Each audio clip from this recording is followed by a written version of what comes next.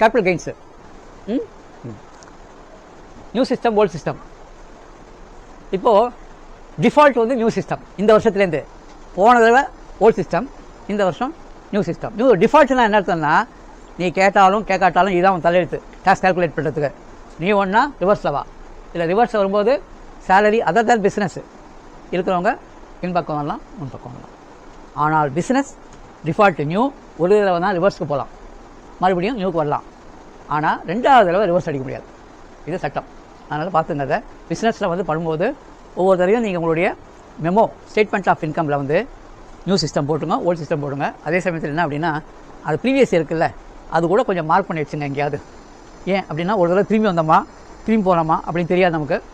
அது தெரிஞ்சுக்கிறதுக்கு previous year, அதாவது அதுக்கு முந்தின வருஷம் என்ன சிஸ்டம், இப்போ என்ன சிஸ்டம், உங்கள் மெமோவில் போடும்போது என்ன ஸ்டேட்மெண்ட் ஆஃப் இன்கமில் அடுத்த தடவை பார்க்கும்போது டக்குன்னு தெரிஞ்சிடும் உங்களுக்கு. அதுக்கு முந்தின வருஷம் தான், 4 வருஷம்லாம் போட வேண்டாம். இந்த வருஷம் இதுக்கு முந்தின வருஷம். இந்த வருஷம் 151 பிஏபியா, போன வருஷம் என்ன அப்படின்னு நமக்கு தெரிஞ்சதுக்கு கீழே கூட போடலாம். நீங்கள் அதை பிரிண்ட் அவுட் எடுக்கும்போதோ இல்லை எக்ஸலில் பார்க்கும்போது காப்பி பண்ணும்போது தெரிஞ்சு போயிடும். ஃபினான்ஷியல் இயர் என்ன சிஸ்டம் அப்படின்னு போட்டால் போதும். இது ஒரு ரிமெம்பரன்ஸ் ஃபுல்லாக. ஸ்டாண்டர்ட் டிடக்ஷன் ஓல்டுக்கு ஒன்று நியூ கொண்டு இது ஃபோட்டோ எடுத்துலாம் இல்லையா, ஃபோட்டோ எடுத்து எல்லாம் வச்சுங்க, இல்லைனா கையில் எழுதி வச்சுங்க. Eighty C deduction. ஏடிசியில் LIC, PF, PPF, NSC, NPS. ஓல்டில் எஸ், நியூவில் கிடையாது. Eighty CCD 1B self NPS yes, no. Eighty CCD 2 self contribution yes, yes. இது மட்டும் அதோட இது நம்ம கவனத்தில் தப்பி போயிடும். ஏன்னா ஏடிசிலாம் இல்லைன்னு சொல்ல போகிறோம். இந்த ஏடிசிசிடி 2 வந்து மட்டும் நான் நாளைக்கு உங்களுக்கு தனியாகவே சொல்கிறேன். நான் அது என்ன, அது எப்படி பண்ணணும், அது யார் பண்ணலாம் அப்படின்னு சொல்கிறேன் நான். அப்புறம் மெடிக்ளைம் ஓல்டில் எஸ், நியூவில் no. Eighty E educational loan interest yes, no. Leave encashment. Leave encashment ஒரு சில சமயத்தில் நீ வந்து வேலையில் இருக்கும்போதும் அலோவ் பண்ணுவாங்க, இன்னொரு சமயத்தில் ரிட்டையர் ஆகும்போது மொத்தத்தையும் கொடுத்துருவாங்க. Leave encashment. லீவ் என்கேஷ்மெண்ட் பற்றி யாரும் தெரியுமா?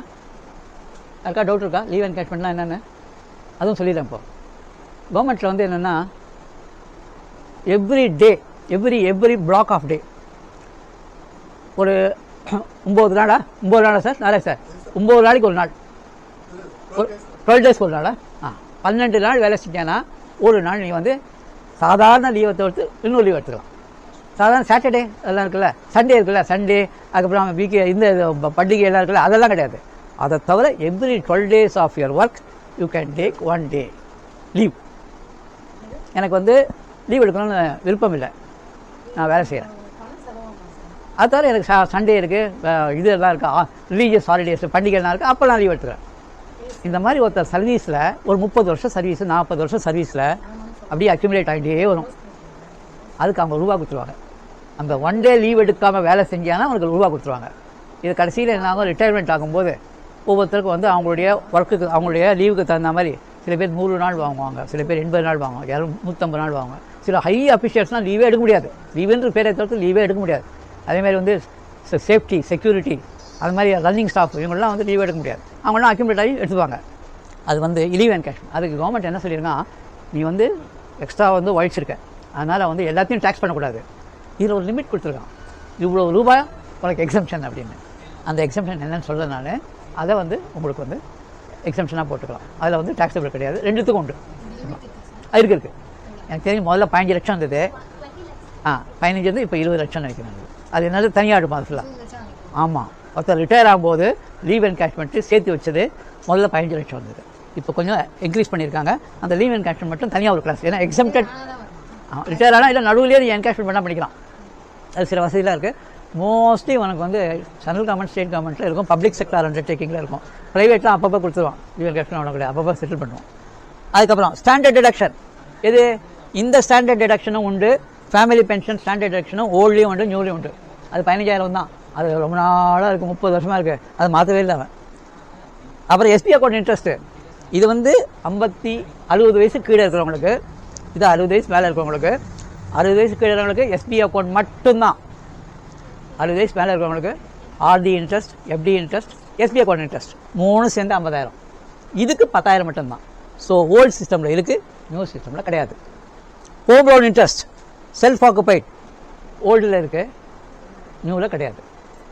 ஆனால் லெட் அவுட்டாக இருந்தால் ரெண்டும் உண்டு.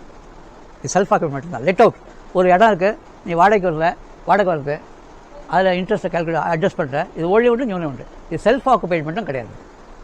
இது எதுக்காக இந்த மாதிரி ஹோம் லோனுக்கு கன்செஷன் கொடுத்தாங்க அப்படின்னா அதனுடைய ப்ரீஃப் சொல்கிறேன். கவர்மெண்ட் வந்து ஒரு காரியம் செய்கிறாங்கன்னா அதுக்கு ஒரு காரணம் இருக்கும். இந்தியாவில் வந்து மக்கள் தொகைக்கு ஏற்ப வீடு கிடையாது. அதனால் இந்த வீடை எவ்வளோ கூட நிறையா இருந்தாங்களோ அவ்வளோ கூட யாராவது ஒருத்தர் குடியிருக்கலாம். அதனால் அவங்க வந்து வெளியில் வர மாட்டாங்க, பப்ளிக்கில் தங்க மாட்டாங்க. அதனால் கவர்மெண்ட் என்ன சொன்னால், யார்கிட்ட பணம் இருக்கோ நீங்கள் வீடு கட்டி வாடகை வந்துன்னா அந்த இன்ட்ரெஸ்ட்டை அட்ஜஸ்ட் பண்ணிங்க, கம்மியாக டேக்ஸ் கட்டுங்க அப்படின்னு சொல்லிடுறோம். அதனால தான் ஹோம் லோன் இன்ட்ரெஸ்ட் இருக்குது. இன்ட்ரெஸ்ட் ஆர் லெட் அவுட் ரெண்டுத்துக்கும் உண்டு. ப்ரொஃபஷனல் டேக்ஸ் ஓல்டில் இருக்குது, நியூவில் கிடையாது. 2500 ஏதோ சம்திங் சின்ன அமௌண்ட் 6 மாதத்துக்கு ஒரு கட்டுறீங்க. கார்பரேஷன் கட்டலாம். கிராஜுவிட்டி ரெண்டுத்துக்கும் உண்டு. ரிட்டையர்மெண்ட் பெனிஃபிட்லாம் கூடிய மட்டும் எல்லாத்தையும் ரெண்டுத்தையும் அலோ பண்ணுறேன். டொனேஷன் எஸ் எஸ்னா ஓல்டு சிஸ்டம் இருக்குது, நியூ. ஆனால் இதெல்லாம் பார்த்ததுக்கப்புறம் நியூ சிஸ்டம் வந்து ரொம்ப அட்ராக்டிவாக பண்ணோம். நீங்களே இப்போ வந்து ஓல்டு சிஸ்டம் போட்டிருப்பீங்க, நியூ சிஸ்டம் போட்டிருப்பீங்க. ஏதோ சில பேருக்கு தான் ஓல்டு சிஸ்டம் இதுவாக இருக்கும். கூடிய மட்டும் ரொம்ப டிடக்ஷன் 1,50,000 இல்லாமல், இதெல்லாம் மெடிக்ளைம்லாம் இல்லாமல் இருக்கவங்களுக்கு நியூ சிஸ்டம் தான் உங்களுக்கு அட்ராக்டிவாக இருக்கும். நீங்கள் ரெண்டுத்தையும் போட்டு கம்பேரிட்டிவ் பார்த்துட்டு எது ஒன்றுமோ எடுத்துங்க. ஃபுல்லாக அவங்களுக்கும் சொல்லிடுங்க. சில சமயம் என்ன பண்ணுவாங்க, எனக்கு நியூ சிஸ்டம் நிறையா வருப்பாங்க. Let them decide but let them see. நம்ம பொறுத்த வரணும் நமக்கு 2 சிஸ்டம்லையும் போடுறதுக்கு நம்ம கற்றுக்கிறதுக்கு தெரியும். நம்ம இது வந்து ஒரு ப்ரீஃப் செக்லிஸ்ட் 80% கவர் ஆகிருக்கு. இதெல்லாம் ஒரு பேப்பரில் எழுதி வச்சுங்க. எழுதி வச்சுட்டு அப்பப்போ பாருங்கள். நான் ஒரு 3 கணக்கு கொடுத்துருக்கேன் உங்களுக்கு. இல்லை கொடுக்கலையா? நான் என் பேப்பரில் எழுதி வச்சுருக்கேன். அந்த 3 கணக்கு நான் வந்து ப்ராக்டிஸ் டேட்டாவில் போடுறேன். நீங்கள் எல்லோரும் போட்டுட்டு எது கம்மி அப்படின்னு சொல்லுங்கள். நம்ம வந்து ப்ராக்டிஸில் இங்கே போடும்போது சொலிமா இருக்கும். இது நிறைய எப்போதும் வரும், இந்த வருஷம் இல்லை, எல்லா வருஷமும் இது வரும். ஏன் அப்படின்னா ஸ்விட்ச் over to one scheme to another scheme இருக்குல்ல. Salary, rent, interest on deposit, இவங்களாம் அப்படியும் போகலாம், எப்படியும் போகலாம். பிஸ்னஸ் தான் ரிவர்ஸ் பண்ணுறதுக்கு ஒரு ஃபார்ம் ஃபைல் பண்ணணும், மறுபடியும் வரதுக்கு ஒரு ஃபார்ம் ஃபைல் பண்ணணும். அதனால் நான் பிஸ்னஸ் பீப்புள், இதில் பிஸ்னஸ் பீப்புள்னால் என்ன அப்படின்னா கொஞ்சம் முக்கியமாக ஒரே ஒரு சமாச்சாரம் மட்டும் இப்போ சொல்கிறேன். ஷேர் ட்ரேடிங் வந்து நார்மலாக நம்ம என்ன பண்ணுறோம், ரொம்ப ஜாஸ்தியாக இருந்தால் தான் நம்ம பிஸ்னஸ்னு ட்ரீட் பண்ணுறோம். சாதாரணமாக என்ன பண்ணுறோம், இன்வெஸ்டார், அதாவது கேபிட்டல் கெயின்ஸுன்றது இன்வெஸ்டிங், நாட் பிஸ்னஸ் அப்படின்னு நம்ம ட்ரீட் பண்ணுறோம். அதுக்குள்ளேயே ஒன்று ஒரு சின்னது உட்காந்துருக்கு. என்ன ஒன்று அப்படின்னா ஈக்விட்டி ஷேர்ஸ் தான் இன்வெஸ்ட்மெண்ட்டு, பிஸ்னஸ் இல்லை, நான் இன்வெஸ்ட்மெண்ட்டாக பண்ணுறேன்னு. ஆனால் ஸ்பெக்குலேஷன் அப்படின்னு ஒன்று இருக்குது, ஃபியூச்சர்ஸ் அண்ட் ஆப்ஷன்ஸ் அப்படின்னு ஒன்று இருக்குது, கமாடிட்டி அப்படின்னு ஒன்று இருக்குது, கரன்சி அப்படின்னு ஒன்று இருக்குது. இதெல்லாம் வியாபாரம். அவங்களுக்கு தெரியுதோ இல்லையோ, ஸ்பெக்குலேஷனில் நீ 10,000 ரூபா நீ சம்பாதிச்சாலும் it becomes a business. ITR 3 not ITR 2. தப்பா போட்டுறாதீங்க. ஸ்பெக்குலேஷன் என்ன தெரியுமா எனக்கு? நான் இப்போ வாங்கலை, ஒரு ஷேரை வாங்குறேன், காத்தால வாங்குறேன், சாயங்காலம் வித்துடுறேன். பண்ணுறாங்க இன்ட்ராடே. சில பேர் என்ன பண்ணுவான் தெரியுமா, வாங்குவான், ஸ்டாக்கே கையில் இருக்காது, ஷேர் வாங்குவான், சாயந்தரம் வித்துருவான். அதில் லாபமும் வரலாம், நஷ்டமும் வரலாம். ஸ்பெக்குலேஷன் அப்படின்னு பேர். ட்ரேடிங் அப்படின்னா நீ ஒரு ஷேர் வாங்கினீங்கன்னா உன்னுடைய டிமேட் அக்கௌண்ட்டில் பர்ச்சேஸ் வரும், அதை மறுநாள் கூட விற்கலாம். டிமேட் அக்கௌண்ட்டில் அன்றைக்கி வந்து உனக்கு முடிஞ்சு போச்சு, நீ விற்கலை அப்படின்னா உனக்கு ட்ரேடிங். வாங்கி விற்கிறதுனா 10 நாள் வச்சுக்கணும்னு அவசியம் இல்லை, ஒரு நாளில் கூட விற்றுடலாம். ஆனால் இதில் வந்து என்ன அப்படின்னா உனக்கு இன்வெஸ்டார் அப்படின்னு வரும்போது என்னென்னா, இன்றைக்கி வாங்கி நாளைக்கு வித்தியானா ஷார்ட் டேர்ம் கேபிட்டல் கெயின், இன்றைக்கி வாங்கி ஒரு வருஷம் கழிச்சு வித்தியானா லாங் டேர்ம் கேபிட்டல் கெயின். இது ஷேர்ஸ் மியூச்சுவல் ஃபண்டுக்கு மட்டும். லாங் டேர்ம் கேபிட்டல் கெயினில் 3 வெரைட்டி இருக்குது. ஒன்று ஷேர்ஸ் மியூச்சுவல் ஃபண்டு, 2 அசையா சொத்து லேண்ட் பில்டிங், 3வது வந்து equity shares not listed in stock exchange, debentures not listed in stock exchange. 3rd work of art, sculptures, அதாவது என்ன அப்படின்னா ட்ராயிங்ஸ் இருக்குல்ல, ட்ராயிங், அப்புறம் சிலைகள், இதெல்லாம் வாங்கி வைக்கிறவங்க நிறைய பேர் இருக்காங்க. அது ஒரு வருஷத்துக்கு அதெல்லாம் வந்து 2 வருஷம் 3 வருஷம். அது என்னென்னா கேபிட்டல் கெயின் எடுக்கும்போது அது நான் உங்களுக்கு தனியாக சொல்கிறேன். நான் இதெல்லாம் பார்த்து நம்மக்கிட்ட ஆர்ட் ஸ்கல்ப்சர்லாம் வருது இல்லை, ஷேர்ஸ் வருது, இமூவபிள் ப்ராப்பர்ட்டிஸ் வருது. அன்கோட்டட் ஷேர்ஸு இப்போ வரல, அதனால் அதெல்லாம் அப்படியே வச்சுக்கலாம். ஸோ இந்த இதை வச்சு நீங்கள் வந்து ஒவ்வொரு கணக்கு போடுங்க.